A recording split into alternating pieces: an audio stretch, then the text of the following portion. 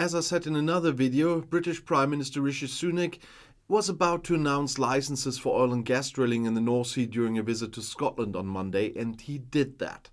Sunak emphasized that the move clearly fits with his government's goal of making the country emissions neutral by 2050. After all, even a quarter of Britain's energy needs would still have to come from oil and gas. Being independent of fossil energy from hostile regimes would also be important in the face of Russian President Vladimir Putin's aggressions, and domestic gas and oil will help bring down energy prices in the country. Gas from the North Sea is almost 4 times cleaner than imported liquid gas, he says.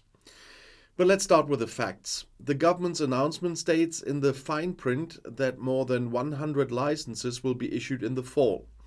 These are production licenses that are not used to search for new oil and gas fields, but to start production in known fields in the long term, but only after further approvals. Britain imports minimal oil and almost no gas from Russia anymore. A large proportion of the oil produced in the North Sea is exported. The UK imports gas largely from Norway, and so the new licenses do not make the UK more independent from Russia. So it's a big lie there. The mineral oil companies drilling for oil and gas in the North Sea are not only British, but also companies from continental Europe, the Gulf region and China.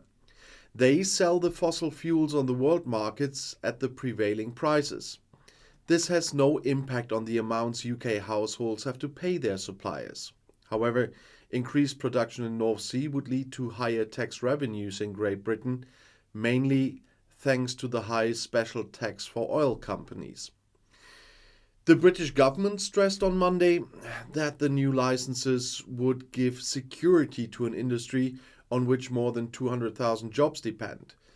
This is important as Sunak struggles for votes in Scotland, where Conservatives have been traditionally weak. The industry supports the new licenses, of course. There are currently 283 oil and gas fields in the North Sea, of which around 180 fields will be depleted by 2030. Unless we replace aging oil and gas fields, oil and gas production will suddenly fall faster than we can replace energy demand with renewable energy. That was said by David Whitehouse, chairman of Offshore Energies. Critics like Greenpeace warn, however, that the government's plan is a step in the wrong direction because it does not promote renewable energy, but the production of environmentally harmful fossil fuels.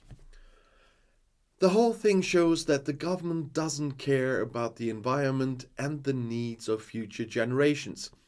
If these licenses are converted into oil and gas production, it means a further leap towards climate catastrophe. That was said by the environmental policy spokesman for the Scottish Green Party.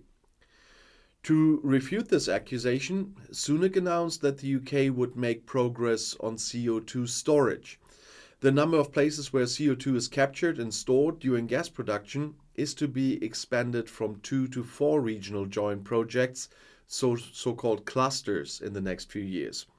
They capture CO2 from various industrial companies in collection pipelines, transport it, and then store it underground at the final destination. 2 such collaborative projects already exist. The East Coast Cluster in Teesside in northeast England and the Hainet Cluster in northwest England and Wales. A third collaborative project called Acorn is to be completed by 2030 in northeast Scotland in partnership with Shell, and a fourth project called Viking in East England, on the Humber Estuary in partnership with RV. It's when I want to translate German into English because it's RWE in German, and the partnership is with RWE UK, so RWE UK. And the Drex Group, but that happens. RWE is just something very known here, and it's so. I always wanted to say the German version if I see it. That's because whenever I see it here, I hear it in the German version. But as the UK has pumped gas and oil out of the North Sea for decades, Downing Street said there is sufficient geological capacity to pump the CO2 into chambers under the North Sea. And the government wants to support this with £20 billion. Former Scottish First Minister Alex Salmond warned that London had made several attempts to introduce carbon storage. After the announcements, the funds were always lacking, and the industry is therefore waiting for concrete schedules so that it can invest billions on its part. This week's announcements are not the only measures the UK government is taking to help industry. It also provides support with more favourable conditions in the trading of emission rights. After Brexit, a separate system was set up for this. The Financial Times has now reported that the UK government, unlike the EU, has tacitly given industry more pollution rights. Yeah, if you want to call that a Brexit benefit. Between 24 and 27, industry is to be given an additional 53.5 million tonnes of pollution rights. That would mathematically cover the UK's emissions over the course of 6 months, making it cheaper for UK companies to pollute. The UK government is selling the move as a competitive advantage for Britain as a business location and as a way to bring down high energy prices. Yeah, who cares about pollution? Shipping will also be exempt from emission trading until 26, and that's 2 years longer than in the EU. The measures are already having an effect. In the past 2 days, the British price has traded at a discount of almost 40% compared to the European price. Critics accuse the British Prime Minister of turning back the wheel of environmental protection to win voters ahead of next year's general election. They fear the announcement to store CO2 under the North Sea is just a fig leaf for the government to push oil and gas production in the North Sea rather than expand renewable energy. The latter are unpopular in the country. British households support environmental and climate protection, but do not want to pay for it. According to a poll by the analytics firm YouGov, 71% of the public want the UK to reach net zero by 2050. 47% of respondents are also in favor of no more new petrol and diesel vehicles being sold from 2030 onwards. But 55% want measures to reduce greenhouse gases only to be introduced if they do not mean additional costs for private households. Former Prime Minister Theresa May set the goal of net zero by 2050 in June 2019. Boris Johnson promised the end of new petrol and diesel cars in 2021 during the COP26 World Climate Summit in Glasgow in Scotland. In addition, the existing house should be equipped with new heat pumps. Environmental zones have been introduced in the cities in which polluting motor vehicles have to pay fines. But in the Conservative Party, the pressure on Sunak to distance himself from expensive environmental and climate protection measures so as not to alienate the voters is increasing. For example, the UK has large offshore wind turbine fields at sea, but hardly any onshore wind turbines. The voters who very often vote for the Conservative Party in rural areas would not go along with that either. The UK is also lagging behind earlier announcements in heat pump deployment.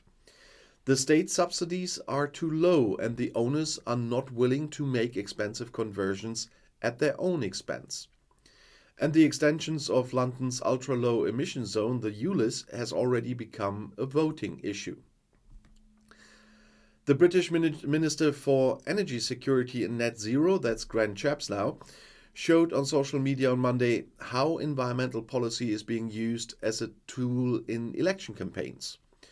With a dig at the protest group Just Stop Oil, which has been blocking the streets of British cities, Shapps wrote, "We are leading the way with new oil and gas. We stand up to Stop Oil and their political wing, the Labour Party." Labour has capitulated to Stop Oil, is what Shapps claimed. They would give Putin back the power to blackmail our country and drive up our energy costs, he wrote. The scandal broke out in June when Environment Minister Zach Lord-Goldsmith resigned with a devastating letter of protest. "I'm appalled that we have bit by bit broken our former promises," is what Goldsmith said in his letter to Sunak. The problem is not that the government is hostile to the environment, but that you, our Prime Minister, simply don't care. This apathy has completely paralyzed Britain's environmental policy. And there are quite some interesting things. Of course, nobody here in Germany is happy when the personal costs are driven up by environmental protection, but everyone has to do a little share of everything. But what I understand the least is the onshore wind, because there are a lot of places where you can do this. I'm not a friend of some of the regulations we had here. And when I step out of the house, I see a wind turbine, and not only one. But if you do it with a certain sense of sensitivity towards the people, of course you can do onshore wind energy, and that would help a lot. But nevertheless, the government, this topic is completely not about environmental protection. It's just about winning voters. And the current polls where they trail Labour by far. And so it's just another example how this UK government works for 13 years. And I'll see you in my next video. I'll be back.